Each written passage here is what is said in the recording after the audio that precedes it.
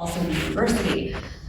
So we have this interesting conundrum here when we look back at history also. And we have the University of Tennessee who had, besides John Neal, which Jack can tell us about in a minute who he was, there's no response from the university to the Butler Act through the 20th century as the university continued to teach evolution and expand its science departments that researched on the basis of what we know about evolution, which was much further than Darwin at that time. And so I wanted to ask, and the Butler Act was not repealed until 1967. And so I wanted to ask our panelists about historical responses to controversies around teaching and about either addressing it outright or responses that simply ignored and continued nonetheless. But I'll begin with Jack so he can tell us about Neal. Yeah, well, John R. Neal is not actually depicted as characterized in the play in a way that I recognize at least. But he was a Knoxville lawyer who was actually from Ray County originally, and had been a politician and tried to be a politician just many times after that. I think he ran for Senate 18 times or something like that. But he was an extremely fascinating, eccentric genius, basically, and was sympathetic to Scopes and his plight. But he was the guy that brought in Darrow, and that made the connection there. But a fascinating fellow. I'll be talking about him a lot more next month.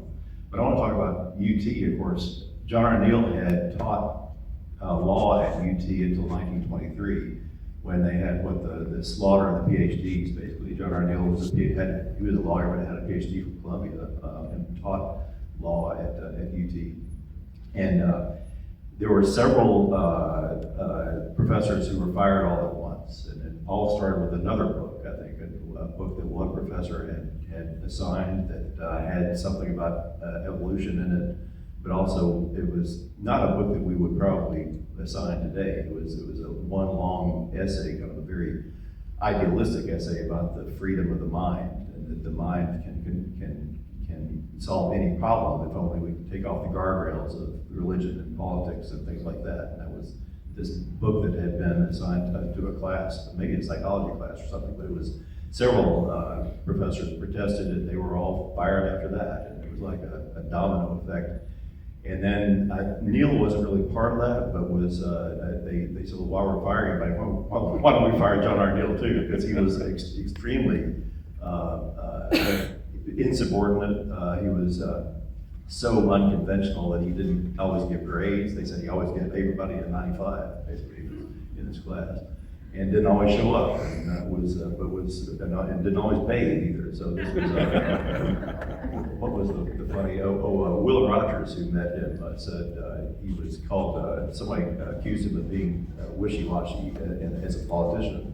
And he said, well, I can definitely say he's not washy. But anyway, he was he was a problem child on the campus, on the faculty, and I think probably any dean would have issues with John R. Neal, probably, even though he was, like I say, he was a genius.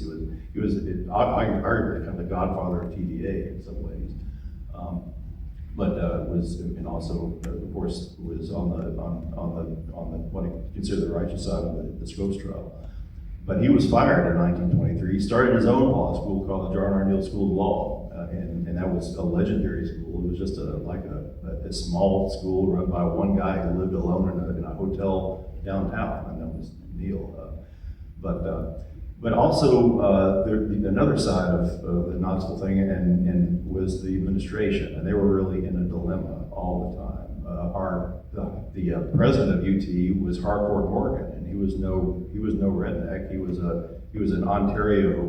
He was Canadian and was from an entomologist. He worked in the Deep South on the boll weevil challenge, and before he came to UT. But he was, on the one hand, was an extremely effective fundraiser, and you could argue that it was Harcourt Morgan that made UT a great university in some ways. He was right there when it got more than just 1,000 students.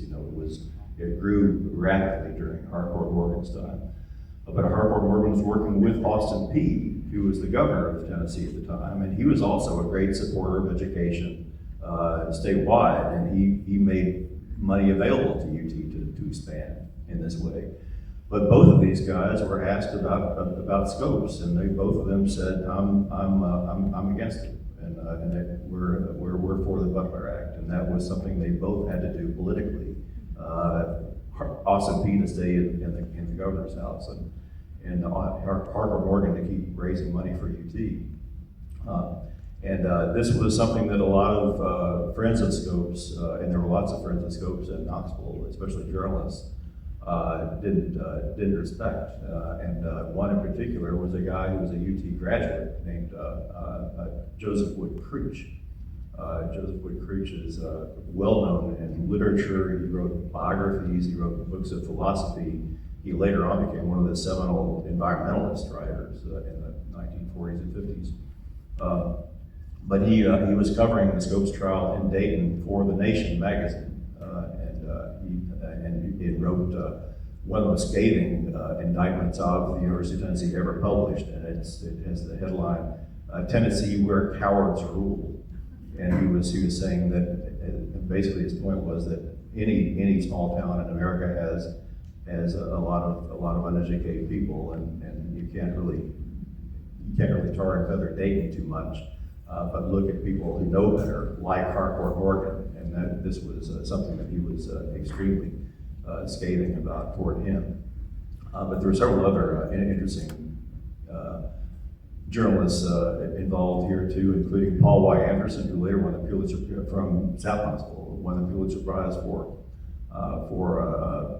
explaining the Teapot Dome scandal later in the decade. And also a guy named John Mutu, who's pretty fascinating, a young reporter, unlike the others, a very young guy just out of college, who was the guy that broke the story of the Scopes trial for the Knoxville News, which was an early, went back when we had 3 daily papers. Can you imagine that in Knoxville? We had the Knoxville News back in 1925, and it was John Mutu who broke it, and he became a close friend of Scopes, who actually came to Knoxville a few times and stayed with Mutu in his Fort Sanders apartment. I like to picture that. That'd be another play, I think, would be a dialogue between that.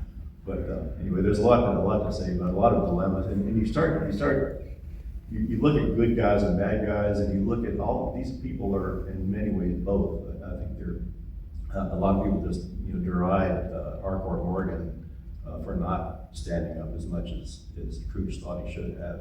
But again, look at the beauty that he built, and he built a pretty impressive. A lot of the buildings you see today were built during Morgan's time, including Morgan Hall, of course, and the Ag campus, which was his campus. Anyway, is that enough? Anybody else want to chime in?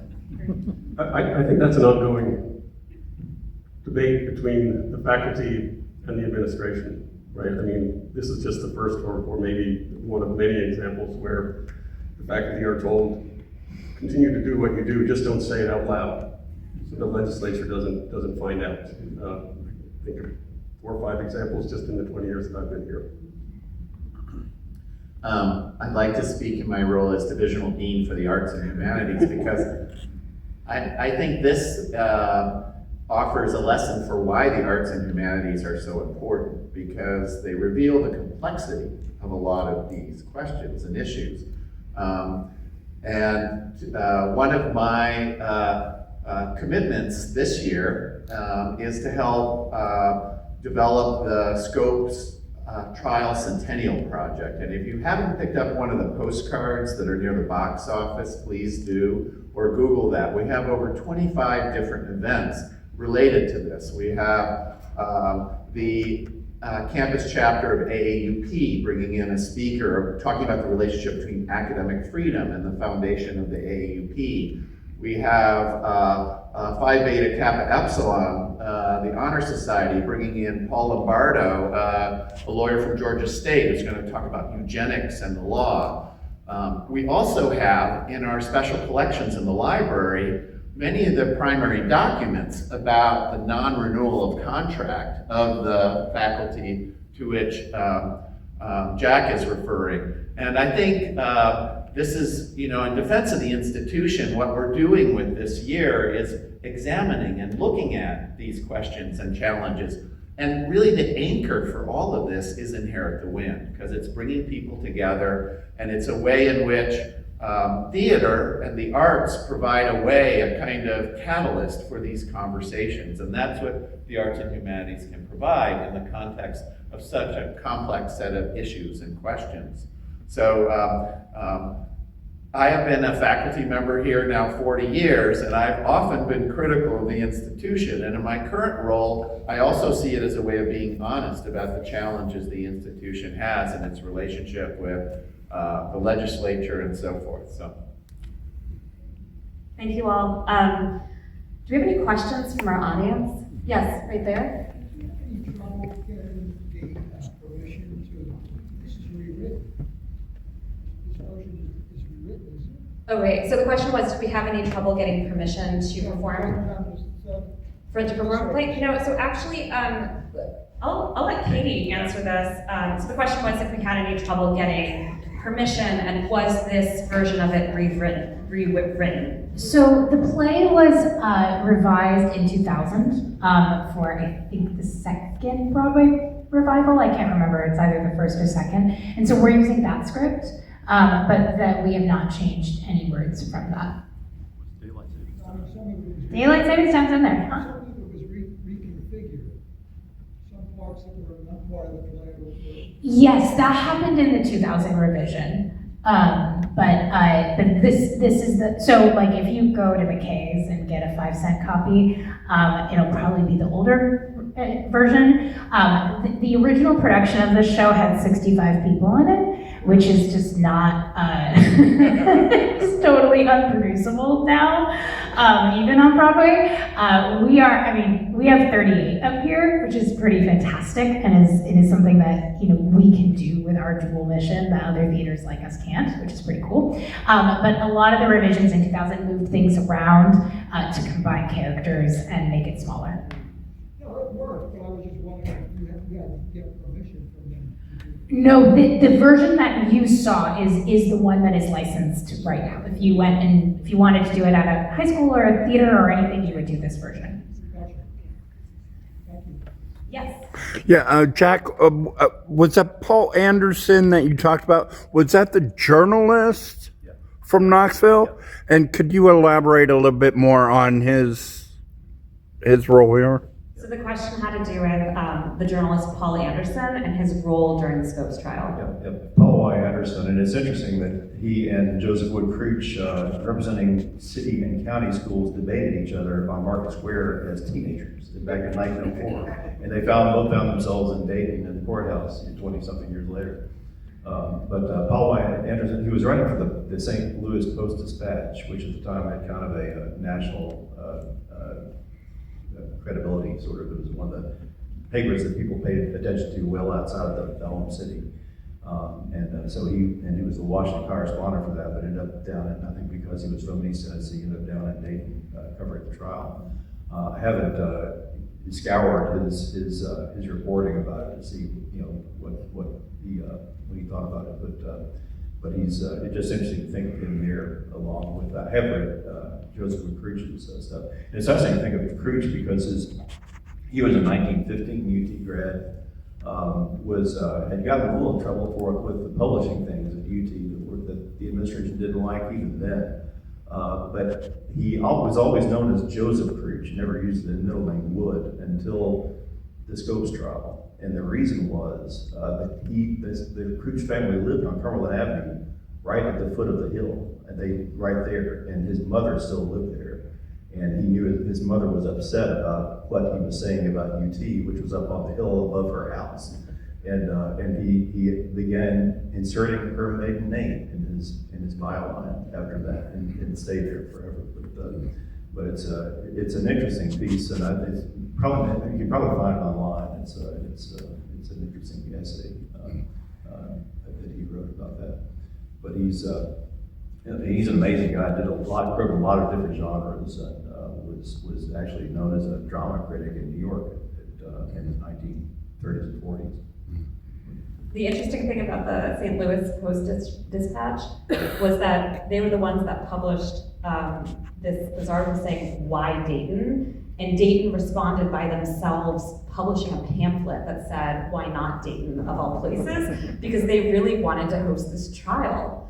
We have time for at least one more question. Yes, ma'am. I was wondering if any of the actors felt any relevance in the dialogue that they were speaking in today's environment.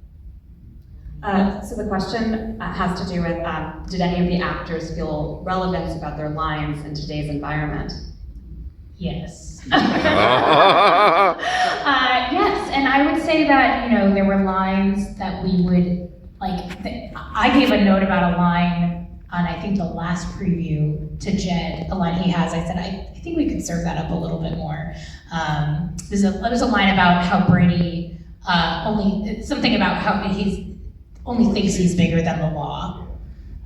So we lifted that just ever so slightly. I think, our cast is huge. You may have noticed, the ages are 9 to 80 something.